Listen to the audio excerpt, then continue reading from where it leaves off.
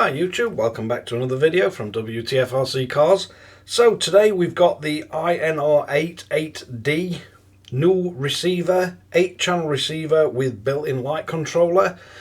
This time thankfully we're on AFH DS3, so this is for the MB4 radios, so the MB4, MB4 Pro, MB4 Plus, MB4 Pro Plus. At the minute, which is the 31st of August that I'm doing this video, we only have firmware for the EN version, the American version of the MB4 Plus, the MB4 Pro and the original MB4. We don't have the English or American firmware for the MB4 Pro Plus, and we don't have any European firmware for the MB4 Pro or the MB4 Plus. So just the American firmware and the original MB4 and nothing for the Pro Plus yet. But it will work the same on them all. So I'm going to show it you on the original MB4 and on the MB4 Plus, because I've got the EN version. It's getting really confusing now. Flysky, please release rest at firmware. The other firmware will be along very quickly. It's just that they need extra time for the other languages in it, that's all. But yeah, let's bring in for a close-up look. I'm not going to cover the light control in this video because there's enough to cover, and I'm going to show you how you need to bind it up and what controls you've got. So let's bring in for a close-up look and see how we get on with this one. So for this one, I'm going to start off with the original MB4. We've updated its firmware to the latest, so if we quickly go on to this one and go to about, you need to be on firmware 20116 to get this to work. So basically we're going to go on to a transmitter, we're going to go into model, we're going to come down and select a blank model or one that we don't want to use.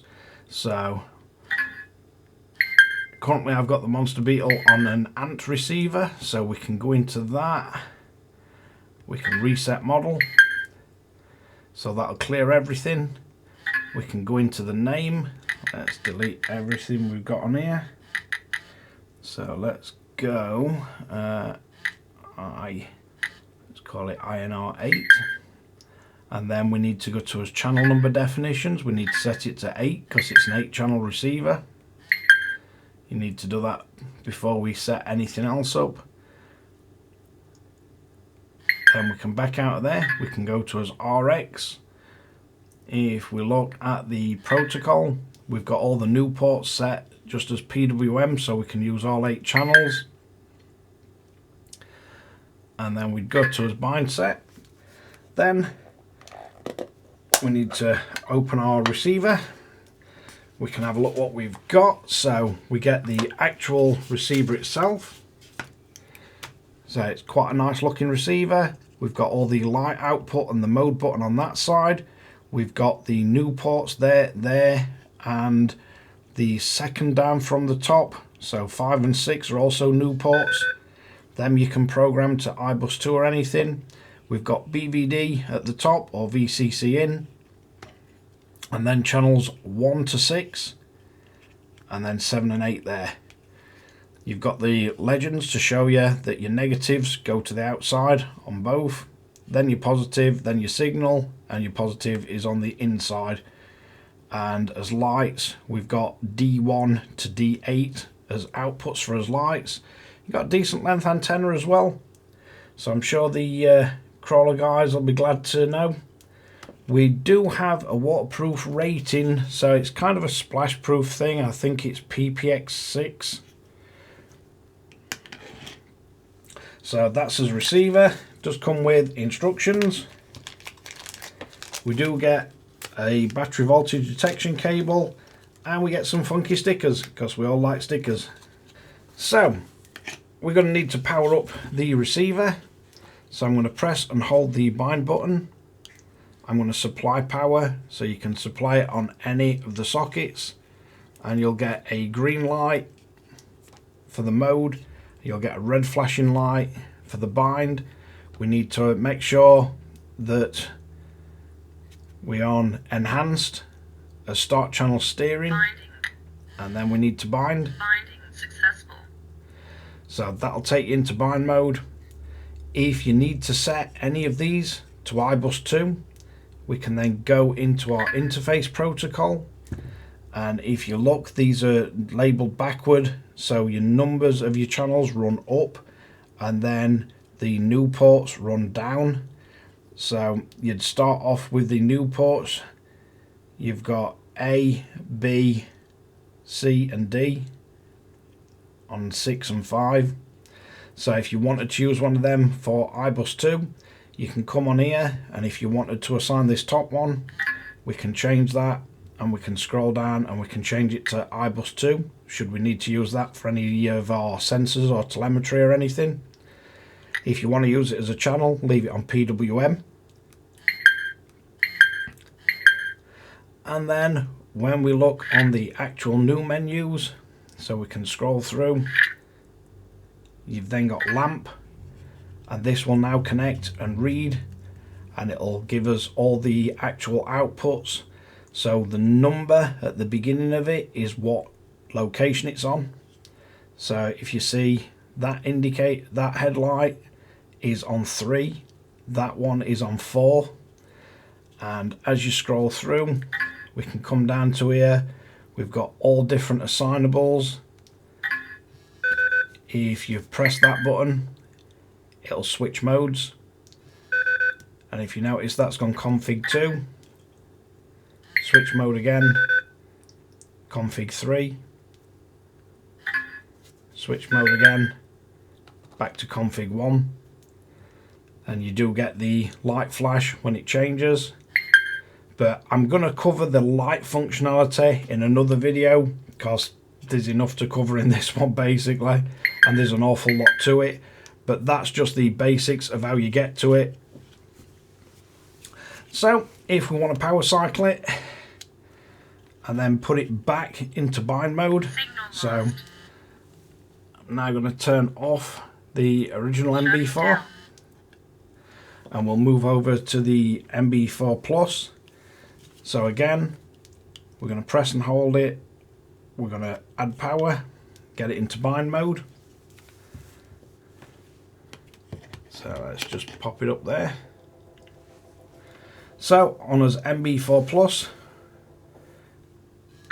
we're going to go to a model, we're going to select a model. So on this I've already got one named. So if we flick through, we've got one named for INR8. So we come in here, channel definitions again, set to 8. And then we can come off this menu. We can go into as RX bind set. We look for as RX as an enhanced. Start channel again is steering. Binding. Set it to bind. Binding successful. That'll bind us straight up. Then again, your RX interface. So if we go to RX interface, we can set as new ports. So we could come in here and set this to iBus 2 or iBus or S-Bus, whatever you need for whatever sensor you're using, or PWM will have it as a channel. Once you come out of that, again, if we scroll across, you've got lamp setting, and it'll read the actual layout, and as you turn, you'll get the operation showing. It does the same on the other transmitter. So we've got brake light, and then reverse, and then as indicators, and you can go in and configure these, and again you've got 3 different configs, so you can tell it to switch config,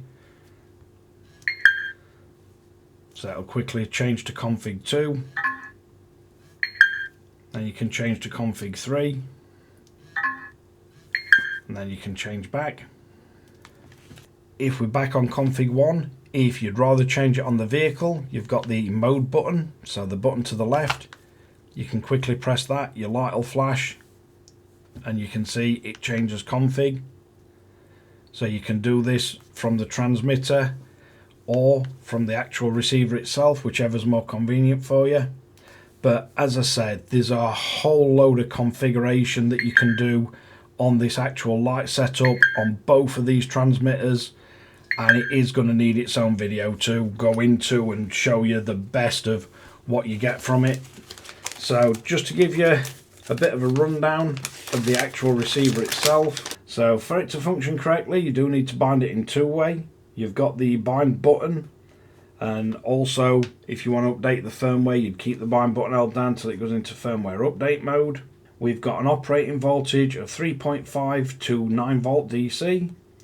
As output is PWM, PPM, iBus2, SBus or iBus. Temperature range is -10 to 60 degrees above, humidity 20 to 95%. So the dimensions in millimeters are 41 by 28.3 by 13.3. Weight is 12.2 grams. You've got 8 channels plus 8 light outputs. We've got a resolution of 4096. It runs on the AFHDS3 protocol, so eventually when they get updated should work with almost all the AFHDS3 transmitters. We've got a distance of around 300 meters with its little antenna. It is firmware updatable, so you can update the firmware using Flysky Assistant. That'll be something I'll have to cover. And there is an awful lot to cover on the actual LED lighting control. And it does mention that it can be used with other receivers. So you can link via SBus, I believe, and you can get the lighting controller to work from a different brand receiver. So that might be something interesting to look at. But yeah, just the first look at the new INR8 8D light controller and full 8-channel iBus2 enhanced receiver. It's not too big. I mean, that's a battery pack, and that's a standard size servo. So yeah, not too big. It's quite nice and neat to say you've got a light controller and everything built in there. To say it's also full iBus2. I like the way you can change the lighting mode from the actual button on the receiver and from the transmitter. So yeah, quite an interesting bit of kit, and look forward to getting a load of LEDs and sticking them in it and seeing how it works and seeing what we can do with it. I think it'd be a cracking little receiver for a rock crawler, eliminating the need for a separate lighting kit. And the amount of configuration on this lighting kit is crazy. There's all sorts you can do with it, so it's not just a thing where you're just stuck with whatever the lighting kit's set to work as, that's how it's going to work. You've got a hell of a lot of configuration you can do with it. But that was just a quick first look at the actual receiver itself and showing you how you would bind it up to get it to function on the MB4 style transmitters. Really nice to see that it works with the original MB4 as well as the newer transmitters. But yeah, let's wrap this one up. So there we have it, the INR8 8D receiver and full light controller for the MB4 style radios. Hopefully we'll soon have the firmware update for the rest of them, for the EU radios and the Pro Plus. But yeah, be interesting to hear from you guys what you think of this one. As I say, next I'll be doing a video on how you configure all the light settings and that, because there is just a ton of stuff to unpack and go through on that. But thanks again for watching Wtf Rc Cars. Hopefully you find this useful, entertaining, a bit of both. Don't forget to like and subscribe, hit the notification bell, share to friends and family, and catch you guys again in the next one.